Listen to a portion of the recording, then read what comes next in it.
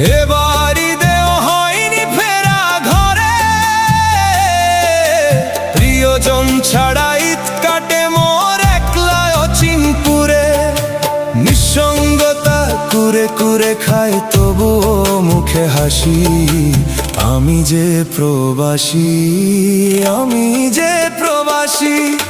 সবাই ভাবে প্রবাস মানেই রঙের দুনিয়া, কেউ তো দেখে না এই বুকে কি যে যন্ত্রণা। তবুও ভালো থাকুক তারা যাদের আমি ভালোবাসি, আমি যে প্রবাসী, আমি